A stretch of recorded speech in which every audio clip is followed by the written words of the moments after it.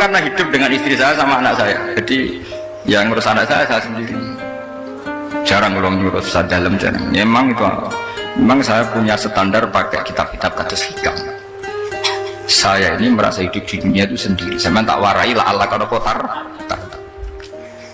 Imam yang ngarang hikam itu punya resep supaya kamu seneng terus. Liyakil lama tafrahu bihi, mesti yakil lama tahzan bihi. Usahakan sedikit sekali apa yang bikin kamu seneng, maka akan sedikit sekali yang bikin kamu susah. Jadi misalnya kulo jadi kiai, misalnya cari wong ya kulo kiai wong alim, jelas nak ngalimnya ngalim, nak kiai rapatio, nak ngalimnya jelas. Tapi nak kiai rapatio, namun kan kiai tapi orang ngalim. Nah kulo nak darah wong alim malah beliau jelas. Nak kiai rapatio, kulo rapatin nurut, tapi aturan masyarakat rapatin apa? Nah sampean kiai tapi orang apa? Ngalim. Ya betul. Enggak, ini memang bedanya jauh. Ya, mungkin lebih kiai sampean ini. Cara derdek-derdek dongo meyakinkan sampean. Tapi cara artine dongo piye paham aku. Lha boten iki nyata, sampean rasa tersinggung napa barang-barang napa? Nah, kalau sering ditakoki kiai-kiai masalah. Resepnya apa jenis? Panjenengan ra tau susah dal kita ra tau wiridan atau mohon sisip. Resepnya ilmu itu gini kata hikam. Ulama yang kayak hikam tuh pernah ngarang kitab tuh saking syukurnya entah saking angkuhnya terserah komentari. Kamu harus yakin bahwa di sisa hidup Anda itu tidak akan maksiat lagi. Sehingga kalau kamu ditakdir maksiat, anggap saja akhlu maksiatin kudirat alik. Anggap itu yang Siapa yang menganggap mohal bahwa dia tidak akan dosa sampai mati, berarti menganggap Tuhan itu lemah. Karena cara berpikir kita kan bayangkan hidup itu 40 tahun lagi. Misalnya saya sekarang umur 40, bayangkan umur kadang 4 tahun meneh. Sampean misalnya umur selawe, bayangkan selawe tahun meneh. Sehingga nganggep dalam durasi ini selawe tahun kok orang maksiat kan mohal. Apalagi sampai sudah tahu maksiat itu bakatem, paham? Ya maksiat di kelas-kelasan, nak bikin pacaran, nak wong iso mau-mau ya nakal, nak sing setengah soleh ya berbau proposal itu sesuai kontaknya DPD. Itu kan urusan masing-masing. ya itu kan urusan masing. Mau waki sabu ala puang, ini orang sing roh mau waki sabu. Halo. Rombongan wali songo, gua kangen wali songo, gua golek selisih, wah udah kok alam. Sing roh pangeran tiap, gua kangen wali, gua golek selisih margin. Jadi semua wah udah kok. Ya, itu kan urusan jenengan mbek pangeran, bukan urusan kula. Tapi tetap saya sebagai ulama mengingatkan, niat itu ditoto. Begini, ulama dulu tuh ngitung hidup itu hanya 2 menit 2 detik, sehingga dia ya gampang saja. Kayak imam, kayak kanjeng Nabi itu, ya Rasulullah kenapa tidak menyediakan makan untuk besok? Saya itu tidak yakin, nggak ada hidup saya sampai besok. Ya sudah begitu cara, ya sudah tenang saja. Kalau sampean kan bayangkan hidup 4 tahun lagi, 5 tahun lagi, sehingga arah mangan ya wedi tenan. Padahal bolak-balik zaman cilik arah mangan tetap wedi. Jadi cara berpikir Nabi itu begitu. Begitu juga cara pikir sahabat, cara pikir ulama-ulama yang waras itu begitu. Lalu saya itu pernah melarat di Jogja, zaman pertama merantau itu kalau nanti saya bilang, Gus kok tidak punya beras gitu, tapi aku yakin nak sesuk urip Pak. Kowe betul mangan sesuk, anak sesuk ijek napa? Cara berpikir ulama itu begitu. Sehingga melihat maksiat juga gitu. Alhamdulillah aku ijek urip 1 detik, 2 detik, 2 menit. Sehingga hidup. Dan itu sudah cukup untuk lafadzkan la ilaha illallah. Makanya kata yang ngarang hikam, betapa murahnya Allah. Surga itu hanya bisa dibeli dengan 2 menit. Karena surga itu senilai la ilaha illallah. Miftahul jannah la ilaha illallah. Itu cukup 1 menit. Berarti surga itu regane mau 1 menit. Dan karena dia nganggap hidup itu 1 menit ke depan, la ilaha illallah, ya sudah. Dia ngitungnya hidup itu per menit. Kalau sampean kan enggak, per 10 tahun, per 20 tahun. Sehingga kriminal betul, cara pandang sampean itu kriminal betul. Sehingga bang, kudu di duwe, kudu di bojo, nak kiai kudu di pengaruh. Nah kalau saya enggak, saya meskipun tidak sehebat itu, tapi mewarisi keilmuan mereka. Jadi misalnya saya jadi ulama, itu bayang dong, di santri musito. Islam, pokoknya ke Ahmadiyah, ya gitu saja. Ya pokoknya sudah gitu. Orang bayangno santri sing pampinan takwa khusyuk salam tempel demen gelo, demen apa? Lo tanyakan santri-santri saya itu mungkin belum pernah nyuruh istri saya bikin kopi. Bisa dihitung. Karena saya itu sederhana saja. Misalnya saya pergi dari Jogja, ini yang nyata salah. Bayang no bojoku semaca, gawe no kopi, buka no lawang, malah kecewa. Seperti umumnya orang kan gitu. Semerantau ada bayang no bojoku nyuambut, digawe no kopi, digodhog no banyu hangat, teman, bareng teko bojone wangep kukur-kukur. Karena tarifnya dia ideal, maka mudah kecewa kalau itu tidak terjadi. Nah, kalau buatan sebaiknya kau Jogja, ibu joku cek uto Islam, nak sholat 5 bulan ya sudah gitu kan. Pakai standar yang minimalis. Saya dari rumah bangun sampai ngaji ya, pokoknya melek, ya sudah nak sholat 5 nopo, mulanya sudah gitu. Andai kan saya pakai standar maksimal, maka akan mudah kecewa. Rasulullah juga begitu. Rasulullah itu ngadepi Sayyidah Aisyah, itu ya begitu ngadepi Hasan Husain. Sehingga tidak ada cerita Nabi mudah kecewa, betul. Karena Nabi bayangkan anak istrinya itu ya minimalis sekali, urusan dunia loh maksudnya minimalis sekali. Misalnya Nabi pagi-pagi tanya, ya Aisyah apa ada sarapan? Enggak ya Rasulullah, ya idzan asumu, kalau itu saya puasa. Kalau sampean, usul-usul juga no kopi wedok opo, itu kan repot. Muni-muni itibak sunnah Rasul tapi tidak pernah sampai mendekati sunnah nopo Rasul. Sehingga ya tenang saja Nabi. Saya tuh alhamdulillah bisa niru dalam gitu-gitu tuh bisa. Makanya ini kiai muda paling jauh. Banyak kiai-kiai yang sepuh itu kalau urusan gitu konsultasi masa. Gusur siapa bokai. Ini kalau dari sampai era dekarep. Juga saya tidak pernah bayangkan opo tanggaku seneng aku atau orang sing ngaji aku kecewa, tidak pernah bayangkan. Sampai itu kan makhluk, tidak penting. Kecewa itu tidak benar. Saya itu orang alim, ngerti ini warido kamat lubi, ora warido kum. Yang tak gulai ridani pengiran, ridani sing ngaji, ridani konsumen. Itu apa? Makhluk tidak penting. Itu harus dilatih. Harus apa? Sehingga orang itu kalau biasa sholat, maksudnya biasa takluk ya Allah, mesti la'alla katardo, mesti gampang puas. Karena dia iktifak ngalap cukup be Allah Subhanahu wa ta'ala. Saya sebagai manusia juga sering ditangisi istri. Misalnya saya sering ke Jogja sendirian. Nah, ninggalan nopo, ninggalan ibu milih pengira. Misalnya mati ninggalan, ya paling aku mau ngapain nih suara. Paling mau nangis gue kegiatan. Bukan Pak. Ingin saya bahwa konstitusi ulama itu masih iktimat Allah. Kalau kita kan enggak. Cara berpikir kita ngaji itu ideal sing ono podium, sing ngaji kelaminan takwa kabeh, kedunan kaji kabeh, ndiluk kabeh. Kita akan pakai standar-standar yang dengan asumsi kita. Padahal Nabi di zaman sugeng al iman hahuna wa yusiru ila qalbihi sadrihi salah. Iman itu urusan hati. Komitmen sampean be Allah Subhanahu wa taala. Nah ini resepnya, makanya kata hikam yakinlah mata frohubi, mesti yakinlah mata zanubi. Sedikitlah kamu gembira dengan satu hal, nanti akan sedikit kamu yang kecil. Artinya misalnya kata kulo sebagai ulama seneng kulo nu kok ijek iman, ya nggak kayak ngawang. Ya sudah gitu. Jadi misalnya suatu saat kulo jatuh, yang ngaji saya gak seneng jadi kubeding, uang sing seneng kulo bubar kabeh. Kulo ya susah, miskola darah bener. Gus saiki jenengan sing seneng, ya tenang saja. Sing seneng makhluk ora jelas.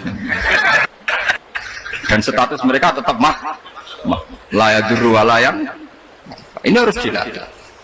Sehingga Nabi itu ya meskipun beliau itu perang, sahabatnya meninggal, ya tenang saja.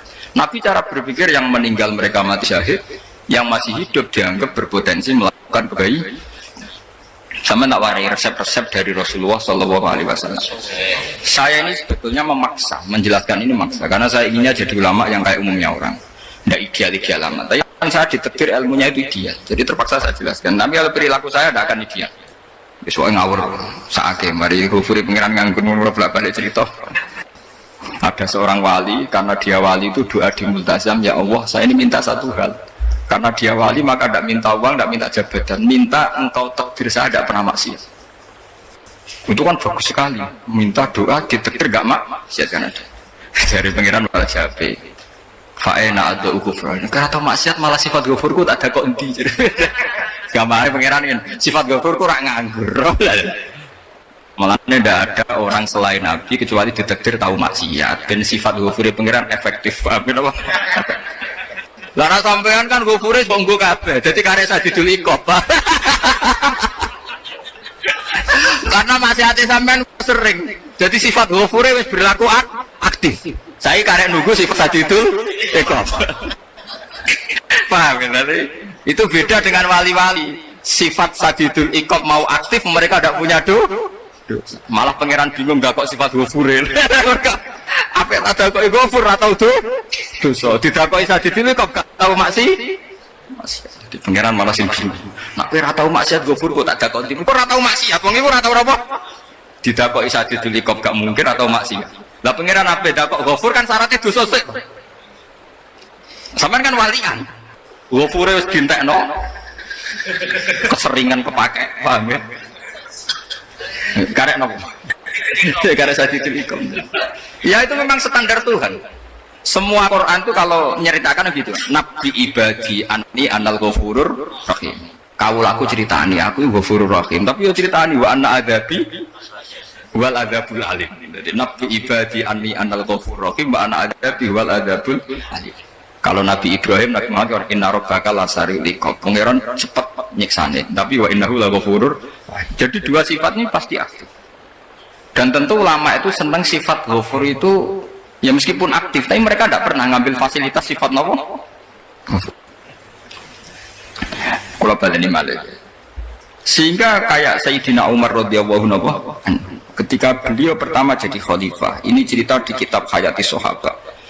Pertama dia jadi khalifah, orang mengira dia akan ngomong hal-hal yang besar, visi besar tentang negara, visi besar tentang izzatil Islam wal muslim. Tapi ketika Umar pertama pidato begini, ayuhal muslimun ayuhan nas, ana, dari kata Sayyidina Umar, ana hulamun min bani Mahsud, akulu min kholati. Saya ini pemuda dari Bani Mahsud. Kecil saya bisa makan karena bulik-bulik saya punya kebun kurma yang kalau saya memanen diobahi beberapa biji dan itu menjadi kuti wahayati, menjadi saya bisa hidup. Terus wassalamualaikum warahmatullahi wabarakatuh. Orang itu penasaran semua. Orang jadi khalifah pertama dibendem jadi Amirul Mukminin, pidatonya ngenang masa kecilnya ra kelar mangan, kelare mangan mergo buruh bulike. Paham ya? Ngondoh kurma terus dikai tamarote, beberapa kurma sing dadekno iso dan itu saya pakai sampai ketemu Allah Subhanahu wa taala saya pakai. Misalnya sekarang saya mulia, misalnya kalau dibilang mulia ya ono sing nyucuk, ono sing husnudzon, ono sing hormat ya macam-macam sawangane. Itu bodoh sekali kalau saya menikmati itu, bodoh sekali. Paling banter nikmati dicucuk dihormati itu apa? Tapi kalau nikmatnya bisa makan saat itu tuh nyawa.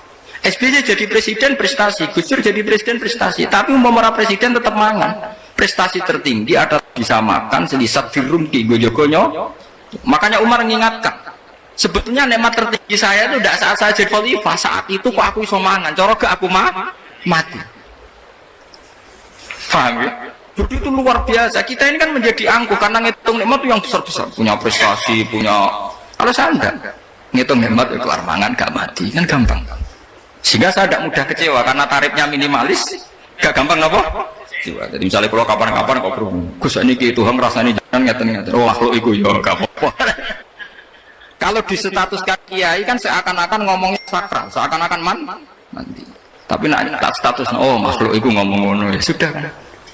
Menjadi kan distatuskan sebagai apa? Makhluk. Tentu makhluk statusnya la yadurru wala yanfa. Di sini ini penting. Orang-orang ahli tauhid tentu tidak punya kesusahan. Innalladzina qalu rabbuna wa tsummas taqamu. Itu mesti tidak ada kesusahan sama sekali. Misalnya ulama-ulama dulu mau mati, ya tenang saja. Mati kedua itu mati paling menantang, menyenangkan sekali. Karena mati yang seru itu mati zaman Al-Adam. Misalnya saya kelahiran tahun 70. Tahun 40-50 kan belum ada saya. Itu mati yang sejati karena Al-Adam. Kenapa? Al-Adam tidak ada. Mati yang nanti itu mati yang petualangan karena saya mati setelah menyaksikan kekuasaan Allah, setelah husnudzon sama Allah, sehingga mati yang menuruti kerinduan akan ketemu sang kekasih. Makanya Jalaluddin Ar-Rumi ketika mau meninggal dan orang-orang muridnya nangis, dia marah-marah. Hei murid-muridku, betapa bodohnya engkau. Saat kayak ini yang saya tunggu, saya sudah menyesal sampai Allah dat cinta senang. Aku kecewa waktu makhluk-makhluk koyo kowe. Saiki wis wayahe aku goleki kholik zat sing tak senengi malah mbok tangi. Cuk bodhone kuwe, saat-saat sing tenteni malah mbok tangi. Betapa aku lamanya menunggu kematian ini. Mergo hidup itu keterpisahanku mbek Allah, kemen ketemu kowe. Mulane Jalaluddin Rumilah yang mengistilahkan mati itu malam pengantin. Makanya fal'an awanus tirok minkum wa awan wisol habibi. Ini saat yang indah karena ketemu dengan berpisah dari makhluk-makhluk yang tidak penting menuju sama Habib kekasihku. Jadi dia misalkan mati itu malam pengantin. Semenjak istilah itu populer di Jawa orang ngipi jadi nganten takwilannya mati. Itu filosofi sufi, ya filosofi apa? Lalu begitu juga sahabat-sahabat dulu. Bilal mau meninggal, anaknya udah nangis. Bilal lagu ya, ditanya sama anaknya, kenapa anak-anak kamu nangis? Dan jenengan badai kabundut. Aku malah seneng nang mati. Hudan nalkol akhibah Muhammad dan wakisbah. Aku nak urip ketemunya gue terus. Malah nak mati ketemu Nabi Muhammad. Hudan nalkol akhibah Muhammad dan wakisbah. Nah, dengan cara pandang begitu maka hidup itu enjoy saja. Ya saya sebenarnya keberatan pakai kelas ini, keberatan karena saya harus ngulang sampean-sampean. Ya makanya potensi kayak saya tentu mengurangi jadwal ketemu. Makanya saya mohon kalau tidak penting itu jangan sungkan. Anggap saja itu bagian dari hormat saya. Ya minimal sampai misalnya di duit saya ketahui gue diajan pentolak. Nah, apa mau gue suwan bareng malah repot. Gue ganggu uang anak peleleran pak. Nah misalnya sampai kepentak kok hukum. Uang nak pinter, hukumnya takokan ya ringan, takok kita tangga paling iso. Karena pertanyaan yang ringan tentu ya ringan-ringan saja kan. Gak perlu kiai kali sampai rasa GR. Lo pertanyaannya angel Gus, kalau ada sing iso jawab. Uang nak ralim takke, ku pertanyaannya ya ora patimu tuh. Iku wis kangelan ngoten. Ini mboten ngenyek tapi padha enak. Padha napa? Makanya kalau latih, jadi hikam sendiri itu ada manhaj, ada metode. Kalau orang supaya tardo, liyakil lama tafrohubi, yakil lama tahsen. Anak saya itu kalau habis main pulang, itu saya senengnya pol. Istri saya pernah jangan. Gus, anak mulai senengnya dek biro-biro, anakku mulai nih ngomah, misalnya terus biasa. Saya itu anakku lo main mulai itu seneng. Biro-biro anakku mulai nih ngomah. Dipanggil anak saya, bapak lu senengnya sak boleh. Biro-biro ada yang manggil bapak. Jadi saya pakai standar minimalis. Saya tidak pernah pakai tarif. Dia anak yang ideal, dihormati orang.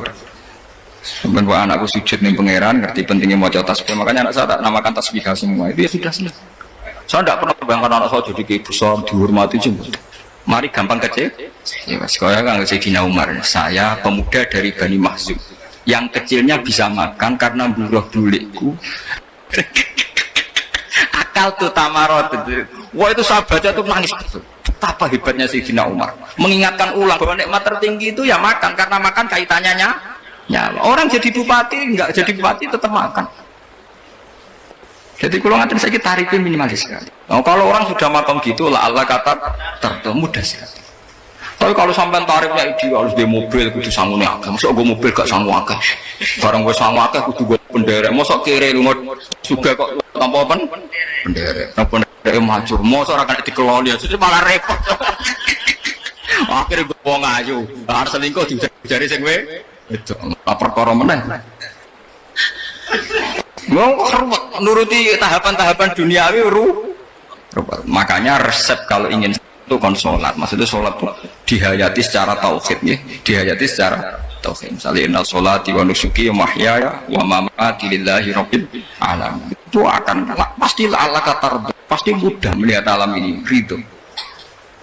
Ini satu sekelumit ya, di resep orang ulama yang saya meniru beberapa di kitab Hayati Sahabat, di kitab Hikam, dan meniru terutama semuanya sanad dari Rasulullah Shallallahu Alaihi Wasallam. Hanya suatu saat Nabi itu kagum. Abdullah bin Mas'ud itu jalan dan dikawal oleh beberapa malaikat. Terus Nabi itu heran. Ya kenapa itu selalu mengawal kamu? Kata Abdullah bin Mas'ud, ya Rasulullah, inilah akhtu khutwatan illa wa al-jinnu alla akhtu wa ukhra. Wa ma akaltu luqmatan illa wa al-jinnu alla al-qamu ukhra. Saya itu tidak pernah melangkah kecuali saya tidak pernah yakin apa betul saya bisa melangkah lagi. Jadi perlangkahnya itu dia iktimat Allah. Dan saya tidak pernah mengunyah satu kunyahan kecuali saya tidak yakin apa betul saya bisa mengunyah lagi. Setiap kunyahnya tetap semuanya berada bismillah. Semua itu atas nama pertolongan atas kata Rasulullah. Orang kakak Andaikan saya ada nabi terakhir itu jadi nabi. Jadi kemana? Makanya dulu nabi itu sering ngendikan, andaikan orang-orang kayak gitu itu ada nubuah, tentu mereka punya derajat nopo nubuah. Jadi tidak jadi nabi tapi punya derajat nopo nubuah. Nah orang yang cara berpikir gitu tentu tidak khawatir apa yang hilang dari dirinya, karena dia berkontrak dengan Tuhan hanya per menit per detik. Kamu punya resep al-mu'min yusiru sana Allah ayakuna li nafsi dzakiron. Seorang mukmin yang sejati tentu kontaknya dengan Allah Subhanahu wa taala dan dia tidak pernah ingat dirinya sendiri. Kayak sampean pas umat tapiil, Allahu akbar, Allah maha besar, subhanallah. Selalu ana wong ngrasani termasuk lali utange barang itu. Tapi yang jelas kan menjadi enjoy dengan dirinya sendiri. Paham ya? Menjadi enjoy dengan dirinya karena dia tidak sering punya kontrak dengan makhluk. Nah ini maksudnya Allah kamu. Janganlah Allah kata kamu pandang, apa nak sholat terus kabul kajah, apa nak sholat terus untuk duit ya ber. Karena cara pikir iso aja nak duit ya. Dan ini resep ya. Dan resep ini dari ulama-ulama yang istinad ila Rasulullah Shallallahu Alaihi Wasallam. Karena kalau Nabi itu memang cara pandang. Aisyah itu pernah ditanya, ya Aisyah, saya ini ingin makan apa yang dari sahabat ini masih. Wah ya Rasulullah sudah habis karena tak kasihkan tetangga. Itu Nabi tidak marah-marah, malah bilang, kamu benar Aisyah. Biru yang kamu kasihkan tuh yang masih. Kena daging dipangan dewe kadang nuruti nafsu. Nak dikekno wong sudah kau nuruti perintah pengen. Jadi kanjeng Nabi beneran Aisyah. Daging ngemijek. Mungkin ana tiyang kok malah ijek. Sing mbok sudah kok malah sing ijek. Cara berpikir Nabi itu begitu. Tapi tahu-tahu disederhanakan sunnah Nabi serbanan. Nah itu kan, ya memang itu bagian dari sunnah Nabi, tapi sunnah seharga 10.000.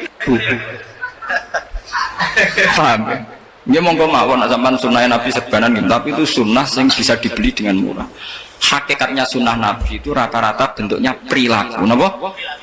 Zaman delok dawuh Aisyah tengene tiba berjanji kana khuluquhul Qur'an wa shimatuhul ghufran yansahu lil insan wa yafsahu fil ihsan wa ya'fu 'anil dzambi idza kana fi haqqihi wa sababi.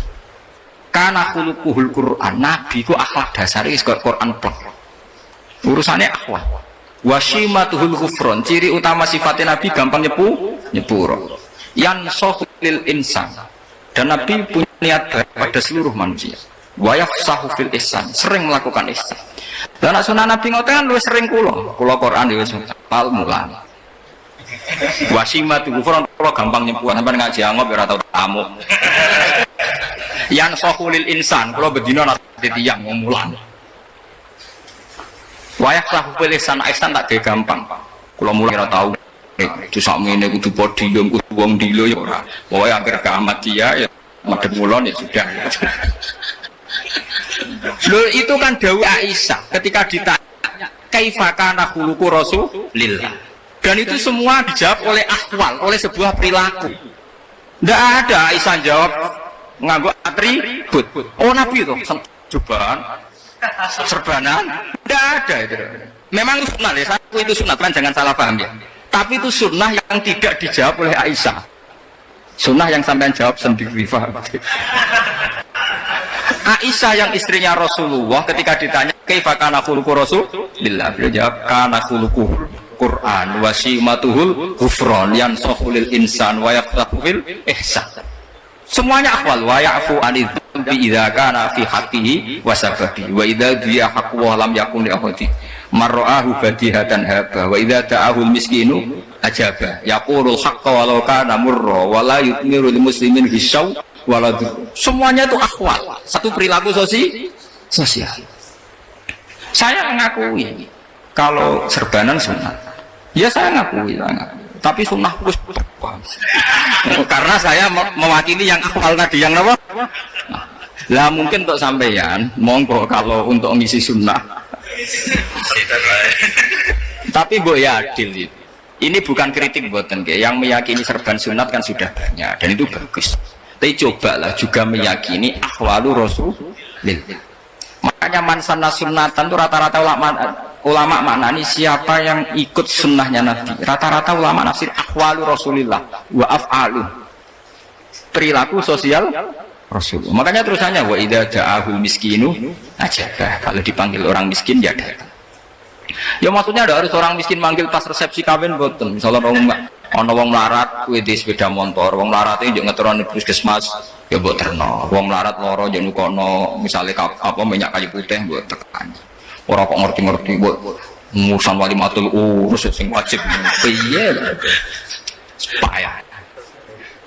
Lho lan wajal miskin aja pe ora ana hadise urusan walimatul urusan mboten. Kalau orang miskin manggil ya. Dalam riwayat hadis ya Nabi sering dipanggil orang miskin. Ya Rasulullah, mbok datang ke rumahku, ada apa? Terus ya Nabi, saya itu ingin rumahku sing elek jenengan ate salat teng mriku. Ya Nabi datang ya salat saja ya ora jaman. Fi ayyi makanin aradta an usolliya fi. Kamu di tempat mana kamu seneng salat teng mriki ya Rasul? Ya Nabi salat. Sing ngundang ya waras pisan. Kenangan mek Nabi kok mae dienggo salat Nabi. Ampeyan tahu tanggung kiai kon salat. Kon promosekno anakmu iku paham. Kiai dongakno ke kersane ketampi PNS. Padahal kiai ini dhewe anak era PNS. Kalau dulu kan sahabat ngundang Nabi itu ya gitu. Rasulullah, saya itu ingin sekali engkau sholat di rumahku. Fa'attakhidahu musollan. Kemudian tempat yang pernah engkau sholati mau tak pakai musola pribadi. Makanya masjid Kiblat itu rumahnya sahabat. Karena dulu Nabi pernah sholat di satu tempat. Adalah ono perintah tahlilul kiblat itu di rumahnya sahabat. Itu sahabat dulu itu kalau ngaturin Nabi itu kenanya ingin Nabi pernah sholat di situ. Nah, ilmu ngeten ini mentah. Ya untungnya nonton pulau, jadi ono sing ngeleng-ngeleng ya bang. Nah, teman kudu syukur ya, artinya syukur ya. Orang kayak saya itu tidak usah sampean dikte ngikuti hukum adat. Kalau ngoten sampean gelo mergo kula ora iso teko, kula ya gelo perkarane ulama kok mbok atur. Makanya saya sering guyon cerita, saya itu kalau di pasar Pandangan dulu itu anyaran boyong sering di pasar, ditanya sama Gus wong alim kok pasar. Piye? Aneh ya aneh kuwi. Aneh piye? Bodohnya wong alim. Kadang masyarakat itu tidak sadar keanehan dirinya sendiri. Mereka enak saja merasa kalau orang alim ke pasar itu aneh. Mereka tidak sadar orang bodohnya wong alim ya aneh. Enak saja mereka mikir sepi. Faham ini supaya sampean la Allah kan apa tar. Makanya untuk Rasulullah, Nabi itu sering ngendikan nek ana tamu hormati. Tapi etika mertamu di Rasulullah itu walakin idza du'aitum. Mertamu Nabi itu nunggu ditimbali. Walakin idza du'itum du'iya mabni majhul. Ketika kamu ditimbali fatwa. Jadi ya ayyuhalladzina amanu la tadkhulu buyutan nabiyyi illa ayyudzana lakum. Jadi untuk sowan Nabi itu nunggu ya kan. Meskipun sahabat itu rindu Nabi, tidak berani sowan ke dalamnya Nabi. Kalau ingin ketemu Nabi di barno pas sholat jamaah, karena Nabi pasti keluar di andai kan Nabi nerima tamu di rumah, ora sido dadi Nabi. Paman nampa tamu.